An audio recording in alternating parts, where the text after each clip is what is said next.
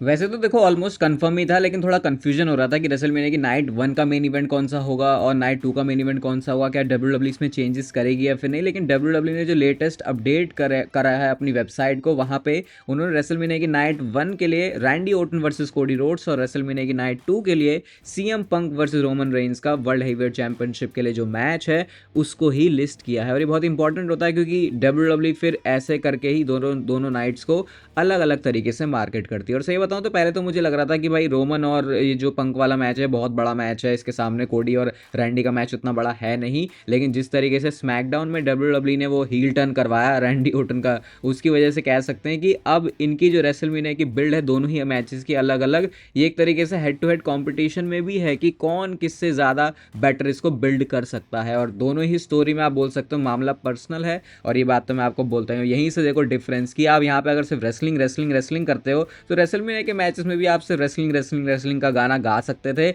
लेकिन ऐसा नहीं चलता है। ये डब्ल्यू के टाइम पास करने के तरीके होते हैं जब वो सिर्फ आपको अच्छे रेसलिंग मैचेस पकड़ा देते हैं, और सिर्फ उससे डब्ल्यू नहीं चलती, उससे डब्ल्यू यहाँ तक नहीं पहुंची है। और वेलकम है आपका वॉइस ऑफ रेसलिंग के वॉइस ओवर वाले एपिसोड में। और सबसे पहले रोंडा राउजी के रिटर्न के बारे में बात करते हैं। आप बोलोगे भाई रोंडा राउजी का रिटर्न ये कहाँ हो रहा है, तो भाई एईडब्ल्यू में रोंडा राउजी का रिटर्न हो चुका है, या बोल सकते हो एईडब्ल्यू में रोंडा राउजी का डेब्यू हो चुका है। तो मरीना शफीर और ये टोनी स्टोम वाली जो स्टोर लाइन चल रही है वहाँ पे, उसमें रोंडा राउजी आई हैं। और अगर आपको नहीं पता तो मरीना शफीर का भी जो है एमएमए वाला बैकग्राउंड है, और रोंडा राउजी का इन सारी चीज़ों में थोड़ा सा झुकाव ना ज़्यादा रहता है कि मतलब उन्हें पैसे वैसे से इतना फ़र्क नहीं पड़ता, बल्कि वो अपनी यारी दोस्ती में ज़्यादा यकीन रखती हैं। तो अब मैं ये भी सोच रहा हूँ कि डब्ल्यू इस चीज़ को किस नज़र से देख रही होगी। और देखो एक बड़ी साइनिंग तो है, क्योंकि अगर आपको नहीं पता तो रोंडा राउजी, मतलब मैं तो बोलूँगा कि रेसलमेनिया 35 में अगर हमने देखा है कि पहली बार विमेंस डिवीजन से मेन इवेंट आ रहा है तो वो रोंडा राउजी की वजह से ही था, क्योंकि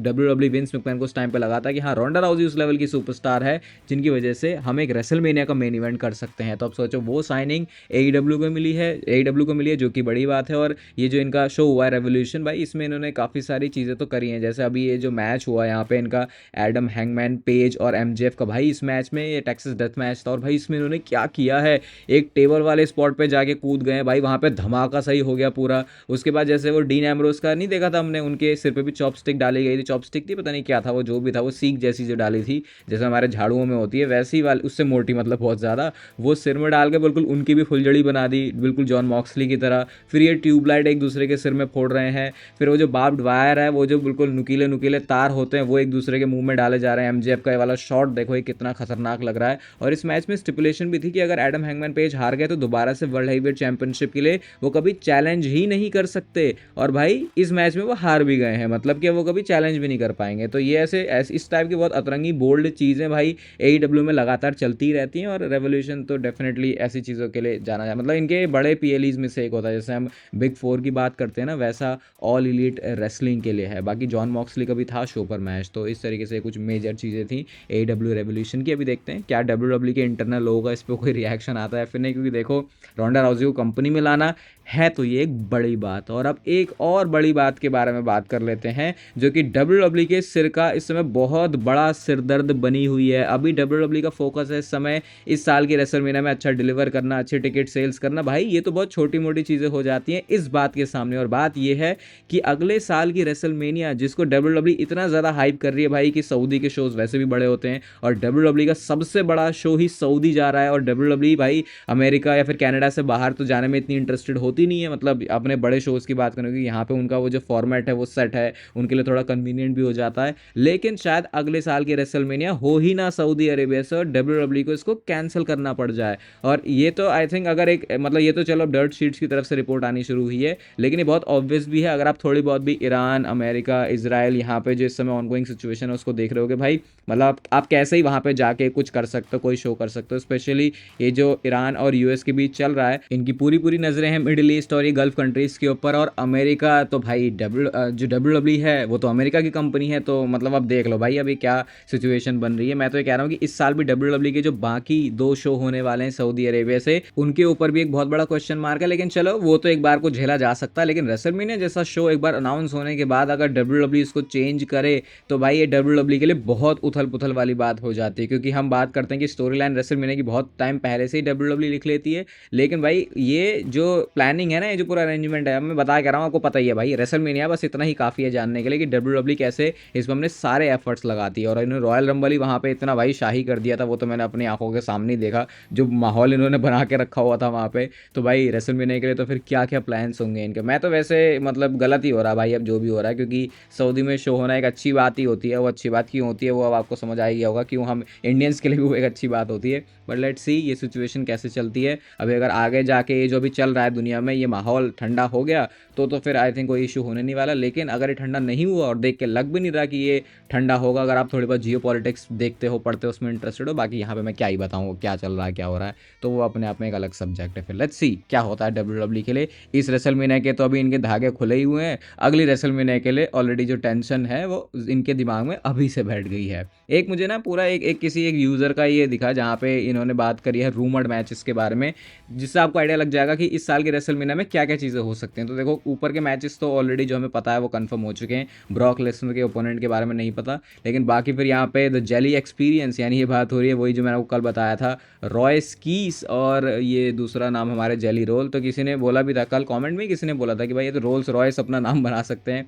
और फिर मिज एंड किट विल्सन वाला, फिर Finn Balor versus Dominik Mysterio, multi team एक match women's tag team championship के लिए, जूलिया और Tiffany Stratton women's US title के लिए। यहाँ पे ओरिजिनली जॉर्डन ग्रेस भी होने वाली थी, गुंथर वर्सेस रे मिस्टीरियो, ये अभी रूमर्ड मैच, ये पता नहीं डब्ल्यूडब्ल्यू इसको करेगी। आस्का वर्सेस ईओ स्काई का मैच, फिर ऊसोस वर्सेस द विजन, और ड्रू मैकिंटायर वर्सेस जेकब फाटू। अभी मुझे यहाँ पे सेथ रॉलिंस का नाम नजर नहीं आ रहा, लेकिन कुछ कुछ आपको इस साल की जो रेसलमेनिया है वो ऐसी दिखाई दे सकती है। तो ये देखने के बाद क्या लग रहा है, कैसी फील आ रही है? मुझे तो लग रहा है भाई पहले, मतलब मुझे ऐसा फील हो रहा है कि इससे पहले रेसलमेनिया में ऐसा नहीं होता था कि हमारा सिर्फ एक ही मैच पे फोकस है पूरा, लेकिन अब इस बार की रेसलमेनिया में तो ऐसा लग रहा है कि जैसे हर नाइट पर सिर्फ वो एक मेन इवेंट वाला ही मैच है, बाकी किसी में इतनी जान फील नहीं हो रही। जैसे अभी ब्रॉक लेसनर और सेथ रॉलिंस वाली भी जो पूरी इक्वेशन है वो क्लियर हुई नहीं है।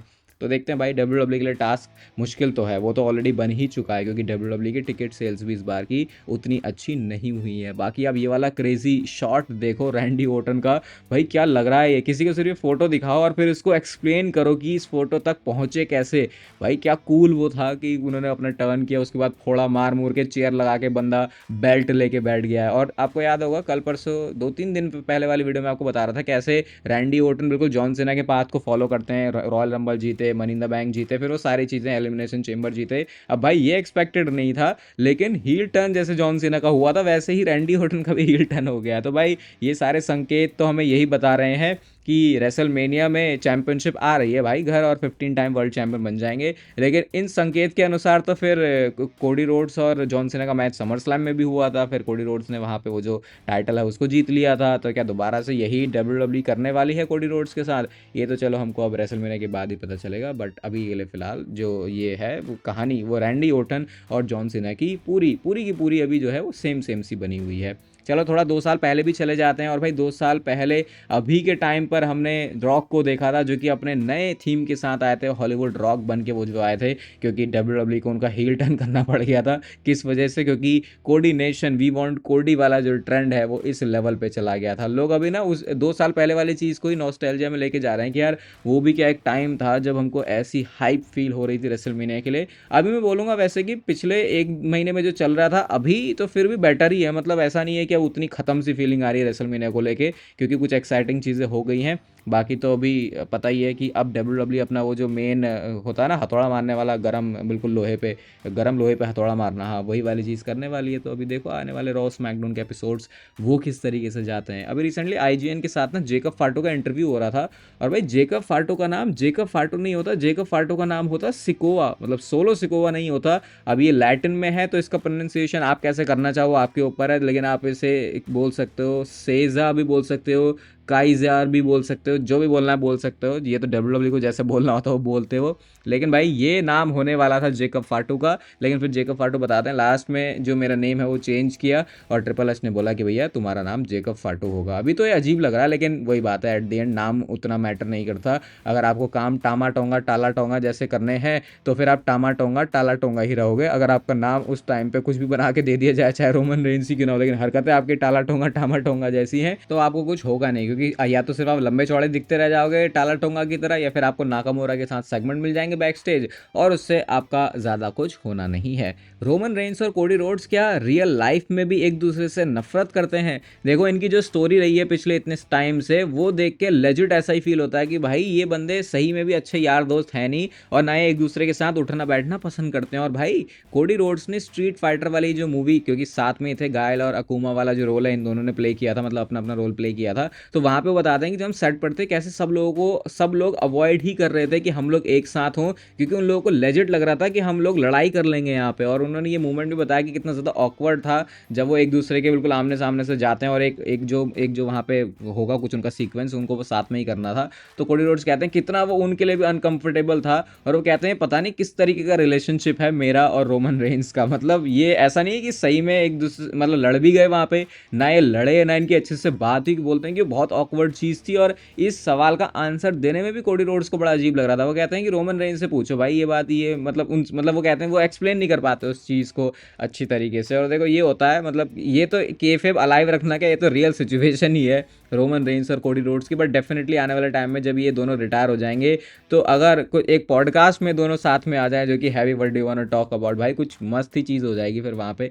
लेकिन खैर वो अभी बहुत टाइम बाद की बात है, क्योंकि अभी इन दोनों सुपरस्टार्स को और भी बहुत कुछ करना है। इनके रिटायरमेंट की बात तो मत करो, क्योंकि वैसे ही अभी डब्ल्यू का मामला ऐसा चल रहा है, फिर आप टॉप स्टार्स को भी उड़ा दोगे। मतलब रिटायरमेंट तो शब्द अभी जोड़ो ही मत डब्ल्यू के साथ, ऑलरेडी हमने बहुत सारे देख लिए हैं। इस साल की रेसलमेनिया के बाद भाई आपको डब्ल्यू के अंदर जो शेप है इसकी वो चेंज होती हुई दिखाई दे सकती है, एंड ये अच्छे रीज़न के लिए। अभी आपको पता है डब्ल्यू को अब रियलिटी चेक मिल चुका है पूरी तरीके से कि उन्होंने गड़बड़ करी है। आपको याद होगा लास्ट टाइम इससे पहले वाली रेसलमेनिया में क्या वो एक ट्रिपल एच का वो पूरा आ गया था ना, क्या एक क्या था वो वीडियो था, प्रोमो था, पता नहीं क्या था उसमें, यहाँ पर वो कहते हैं कि भैया W is on fire right now. अब आप ऐसी चीज़ें कुछ सुन नहीं रहे हो, क्योंकि डब्ल्यू को भी पता है भाई उन्होंने बहुत बड़ा हगा है यहाँ पे, बहुत बड़ा उन्होंने फंबल किया है, और डब्ल्यू इस चीज़ को सीरियस ले रही है, क्योंकि उनकी रेसलमेनिया की जो टिकट सेल्स है वो नहीं सही आई है। वैसी डब्ल्यू अपना पूरा एक रीसेट बटन दबाने वाली है, ऐसी एक्सपेक्टेशन है रेसलमेनिया के बाद, और आपको बहुत सारी फ्रेश चीज़ें देखने को मिलेंगी। मतलब वो जो आप कहते हो ना कि यार आज से 2 साल पहले डब्ल्यू का फिर भी मज़ा था,